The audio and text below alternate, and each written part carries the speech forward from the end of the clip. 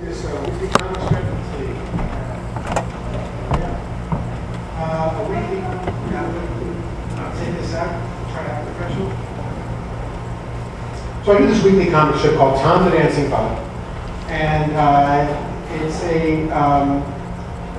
And I'm going to be talking about one aspect of it, one format that I do called Super Fun-Pak Comix.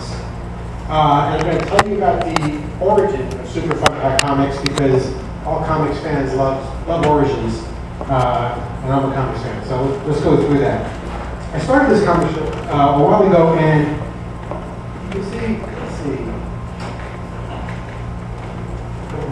There you go. It's a large format. It's every week. It's very unusual. It's whoops. Go back. There you go. It's a large format, and I found that in order for a joke to work in this, it had to be sort of a big idea, and then I could hang little jokes on it. But in order for it to work, I had to have a very big idea that because it's very large and weekly, and I wanted to do.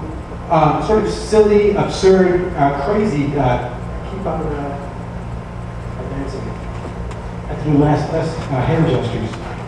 I want to do silly, absurd comics, and I found that when I did stuff that was very silly, it didn't work because it just fell flat. It's too large a format. So I had to figure out a way to do comics that were even sillier than the stuff that I was doing. And so I went back to my, as you saw before, my theory of comedy. Get out your notebooks.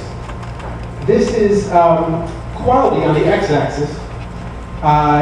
Isn't really quality, it's just the worthiness of the joke in any way, cleverness, how well it works. And what I know is that as you move down, as the presentation of the joke gets more and more casual, the same quality of joke can move from not funny to funny. This is why if you've ever been to an improv show and someone people from the audience gave a suggestion and someone said a joke and everyone laughs. I laugh at improv shows at the drop of a hat because I'm so amazed at what they come up with so quickly. But if that same joke was, someone at a stand-up saying, "This is what I worked on for a month, and here's the joke," it would bomb. So everyone tries to move out along the casualness of the presentations so that they get their jokes funnier. This is why stand-up comedians always will say something like, I was just on my way over here, I saw an ad in a bus, and then they'll go into their joke, but they're trying to simulate this casualness. So I wanted to make this work for my comic strip, and what I did. By the way, if you think this is an over-intellectualization of humor, wait till you see the comics. They're not intellectual.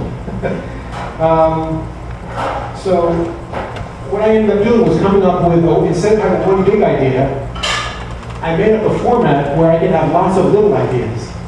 And so I pretend as though this is my own, instead of having one big comic, I'm 7, 6, 7, 8, 9 different cartoonists all doing daily comic strips, and each one of them is very loose, it's quick, it's casual, there are lower expectations, and the silly stuff that I wanted to do worked a lot better. And once I did this, I got a great reaction from it. I just began doing these over and over again. I had so much fun with it.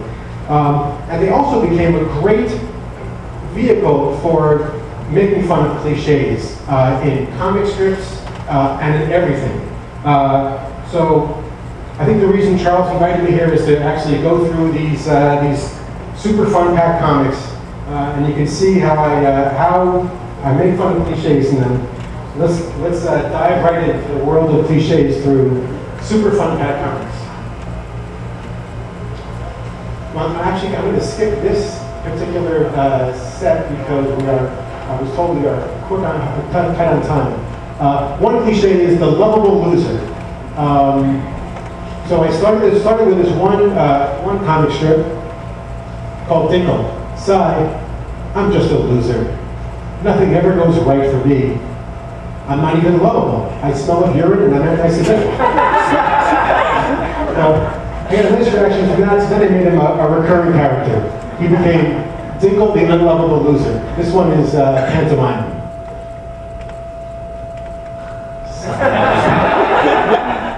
Would you care to dance?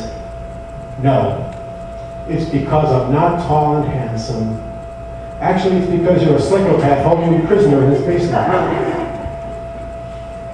So typical, men never talk afterwards. Communication is critical, tell me something. You have gonorrhea. This one is playing on a different cliche as well. Watch the dog. People think you're just an imaginary friend, but I know you're real. Kill, kill, kill, kill. Okay already. The next one sort of happened organically, the brainy scientist. You'll see I don't really have a set character, I just kept on doing these. Robot. There, I just finished the world's first robot. Where is my God? God, I am your creator. Here I am, out of my way, human. Dr. Professor. Good Lord, what a discovery. What is it, Dr. Professor? Use this microscope to view the corner of this table. Pixels? Everything is made up of them, even us. Who created them? Investigating the nature of Scott Baio. I can determine Scott Baio's location, but not his momentum. I can determine Scott Baio's momentum, but not his location. Perhaps it is folly to try to explain Scott Baio. We need only to enjoy him. It's very, very weird. Bess the amazing talking cow. I've taught Bess a vocabulary of 10,000 words. Moo. So why does she only say moo? Moo. That's all that's ever in her mind. Moo. At the Institute of Animal Research. Good Lord, I've cracked the code of canine language. You can now understand dogs? Yes, you simply substitute the R's at the start of each word. Very good, Mr. Proctor. Hi, robot. I finally created a robot that is conscious. I am alive. I feel. Okay, your quota is 16 rubs every 42 seconds. I think I'll sigh. And of course, superheroes. Green corset. When I don this green corset, I gain incredible powers to fight evil.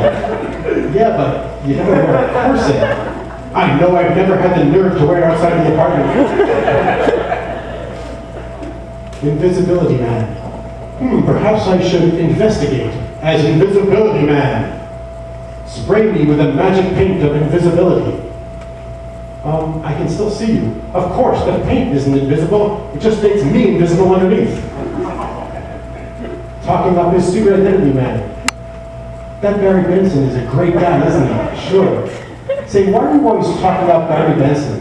And how come I never see you two together? I'm just saying, he's great. Less than mysterious man. Less than mysterious man? Actually, I'm Rob Rendell. I live over on East Street. Oh, yeah, my social security number is 207-349-076. I was a virgin until I was 24. Well, gotta go. Bye, Rob. Ridiculous plot contrivance man. I don't have time to kill or even unmask you. So instead I'm leaving you in this elaborately constructed contraption. Ta-ta! If I can just reach that button. Gary Winton man. Back just in time. Now we change and Gary Winton. Oh, there you are. Say, Gary, how come I never see you and Gary Winton man at the same time? Got me, Betty. Hates crime man. I hate crime so much, I'm going to dress in spandex. There. Later, yes, large pepperoni and those garlic things. And the last one, complicated costume man. Look out, he's falling. An empty alley. Now where's that other underwire? Next, just in time for an ambulance escort. I'm thinking of getting all these guys together and starting and putting them like a super team and pitching that to Disney. I think they'd like that team.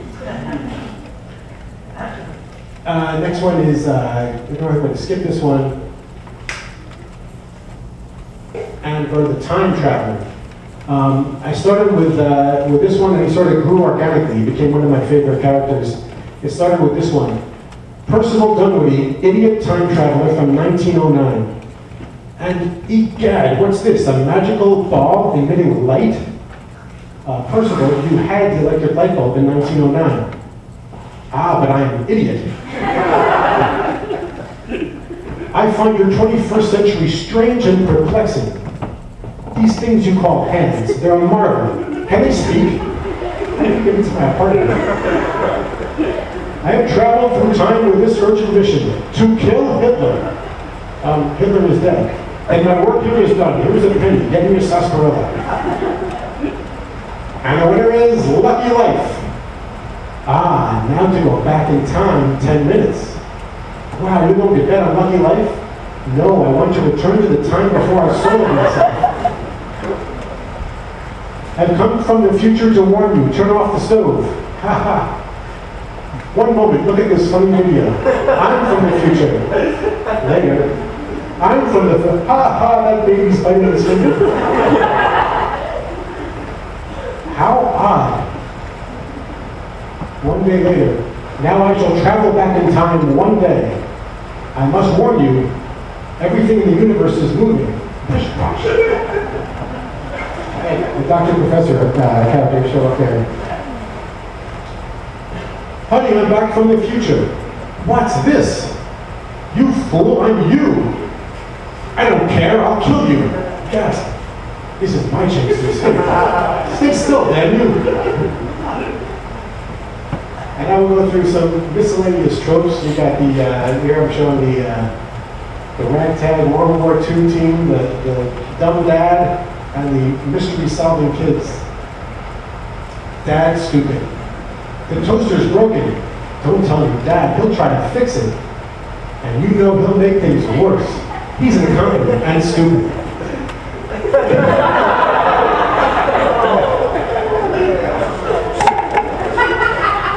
Office follies. Wilson, my office, now. Great job, Wilson. You increased productivity 24% this year. They're chasing secretaries around the desk and corner office. They came from the third dimension. Hello, I'm a visitor from the third dimension. So, you mean your mind can grasp the third dimension? Depth? Yeah. Cancel the invasion. The Elm Street overscheduled gang. Riley says last night he saw a light on in an old abandoned shack. Let's investigate.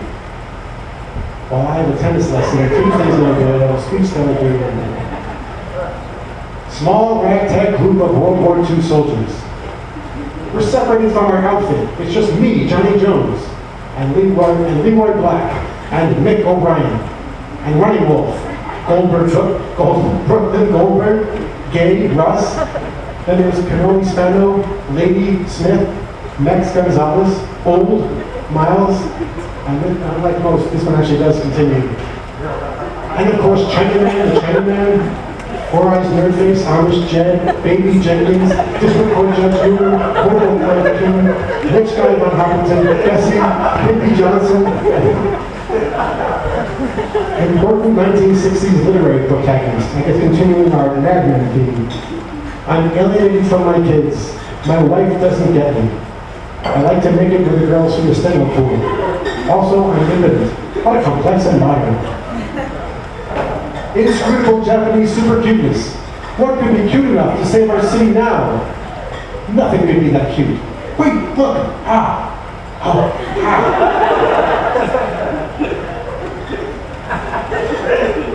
I'm not even sure whether this one is a cliche. It's just weird. 18th century philosophers and their imaginary friends. After this, we can play Clue. Okay, David Hume. Do I hear a car pulling into the driveway? I wonder who it could be. Ah, fudge, it's Emmanuel Kant and that damn beaver of his. Hi! The tapeworm that saved Christmas. The last one. I'm afraid I'm too sick this Christmas. Who will deliver the toys to the children? Who said that? And that's it. I guess I